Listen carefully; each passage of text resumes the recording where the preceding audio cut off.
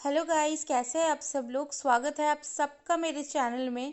So guys, आज मैं आप सबको एक हॉरर स्टोरी सुनाने वाली हूँ जो कि एक रियल इंसिडेंट है जो कि मेरे पेरेंट्स के साथ घटा है। तो 1999 में हम लोग पहले मिज़ोरम में रहते थे। ये क्रिसमस के अराउंड का घटना है। एग्जैक्टली तो मुझे याद नहीं है, या तो क्रिसमस के दिन ये घटा है या तो क्रिसमस के पहले दिन। तो चलिए स्टोरी की तरफ बढ़ते हैं। उससे पहले अगर आपने मेरे चैनल को सब्सक्राइब नहीं किया है तो चैनल को प्लीज़ सब्सक्राइब कर दीजिए। ऐसे ही मज़ेदार हॉरर स्टोरीज़ के लिए या रिव्यू वीडियोस के लिए मेरे बेल आइकन को प्रेस कर दीजिए ताकि आपको नोटिफिकेशन मिलता रहे। वीडियो अच्छा लगे तो वीडियो को ज़रूर लाइक कर दीजिएगा, कमेंट कीजिएगा कैसा रहा आपका ये साल। तो चलिए वीडियो की तरफ। दोस्तों, मैं पहले ही आपको बता दूं, मिज़ोरम जो है वो एक क्रिश्चियन स्टेट है, इंडिया का स्टेट है, एकदम नॉर्थ ईस्ट में है। और वहाँ पे बिल्कुल भी क्राउड नहीं है, बहुत शांति प्रिय एक स्टेट है। क्रिश्चियन धर्मों को मानता है। क्रिश्चियन फेस्टिवल्स जितने भी होते हैं वो सारे वहाँ पे पालन किए जाते हैं। वहाँ पे एक बात है, वहाँ पे ज़्यादा रात तक कोई नहीं जागता।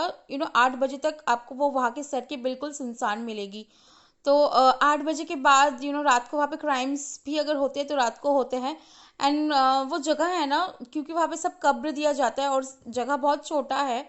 तो अराउंड आपके घर के आसपास जितने भी खाई मिलेंगे, खाई के साइड में ही सारे घर होते हैं। तो खाई के नीचे जो होता है ना, कब्र होता है। ये जो वाक्य है ये क्रिसमस के टाइम पे हुआ था। हम लोगों को हमारे बड़े अंकल के घर पे इनवाइट किया गया था, हम लोग गए थे वहाँ पे। तो खाना खाने के बाद निकलते निकलते बहुत रात हो चुकी थी। बड़े अंकल ने बहुत बार बोला था हमें कि हम लोग रुक जाए रात को, पर हमें जाना ही था क्योंकि अगले दिन सुबह मेरे पापा को ड्यूटी के लिए निकलना था, अर्जेंट ड्यूटी था।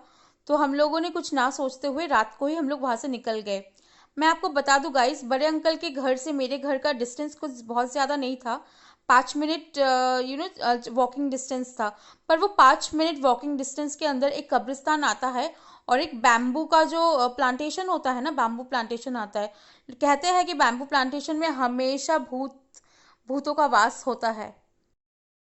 उस दिन हमारा बैड लक इतना ज़्यादा था कि बहुत बारिश हो रही थी उस टाइम पे। और पहाड़ी इलाकों में बारिश होता है ना, तो बारिश का पानी रुकता नहीं है, नीचे चला जाता है।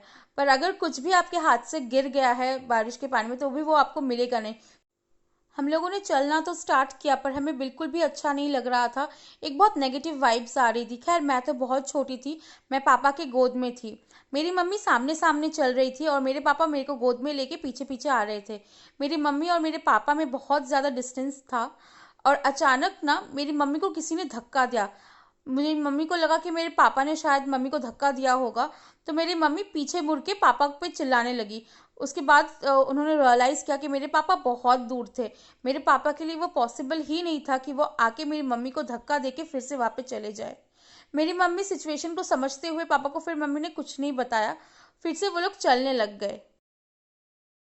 कब्रिस्तान के साइड से हम लोग जब क्रॉस कर रहे थे तो सेम तरीके से मेरे पापा को भी धक्का लगा।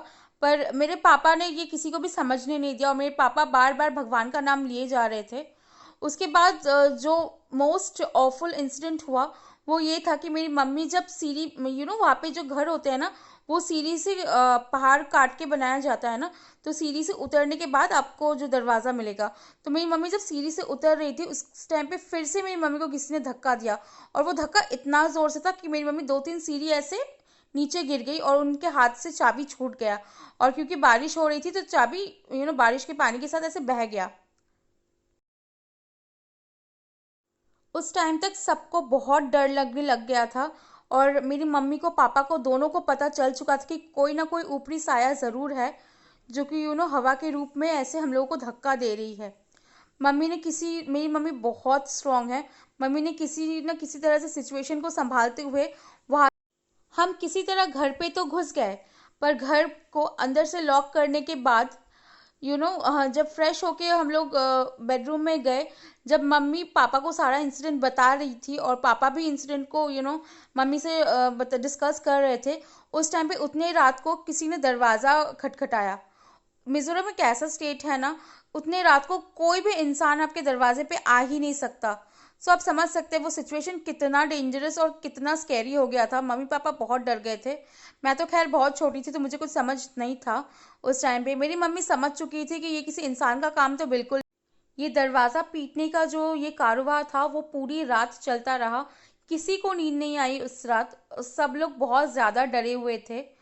और उसके बाद वाला नेक्स्ट नेक्स्ट डे सुबह होते होते ये सब थम चुका था। मेरी मम्मी तुरंत चर्च में गई क्योंकि मुझे बहुत बुखार आ चुका था। चर्च में गई। चर्च के जो फादर थे उन्होंने मेरे ऊपर से होली वाटर स्प्रिंकल करके जो भी उनका रिचुअल था वो उन्होंने किया। उसके बाद से मेरी तबीयत में तो सुधार आ गई थी। तो चर्च के जो फादर थे उन्होंने बताया है कि हम लोग जिस टाइम पे वहाँ से लौट रहे थे, हम लोग नॉनवेज खा के लौट रहे थे। और जिस वजह से वहाँ की जो भी स्पिरिट्स थी जिनकी मौत किसी एक्सीडेंट में हो गई थी, तो वैसी ही कोई एक स्पिरिट हमारे पीछे आ गई थी, जो कि हमारे घर पे घुसने की भी बहुत ट्राई किया। पर क्योंकि हमारे घर पे वो बिल्कुल भी बाउंड घर था, अंदर भगवान का मूर्ति था, डेली मम्मी पूजा भी करती थी, तो जिस वजह से वो मेरे घर के अंदर नहीं घुस पाई। पर उन्होंने जो स्पिरिट थी वो हमारे पीछे ज़रूर आई थी। फादर ने हमारे घर को भी होली स्प्रिंकल वाटर स्प्रिंकल किया, और उनका जो भी रिचुअल्स था वो हमारे घर पे भी चला। और उसके बाद से हमें कभी ये सब महसूस नहीं हुआ। वहाँ पे हम लोग उसके बाद भी 1-2 साल और रुके थे, पर उसके बाद ऐसा कुछ तो नहीं हुआ था हमारे साथ। वो स्पिरिट हमारे पीछे और कभी भी नहीं आई। गाइस, वीडियो कैसा लगा मुझे ज़रूर बताइएगा कमेंट करके। और अगर आपके साथ भी क्रिसमस के टाइम पे कोई भी हॉरर इंसिडेंट हुआ हो तो भी मुझे कमेंट करके ज़रूर बताइएगा। मैं ज़रूर ट्राई करूँगी आपका भी हॉरर इंसिडेंट जो है मेरे चैनल में नरेट करके बताने का। सो अभी मैं विदा लेती हूँ। मिलती हूँ मैं आपसे नेक्स्ट वीडियो में। Till then bye bye and happy Christmas.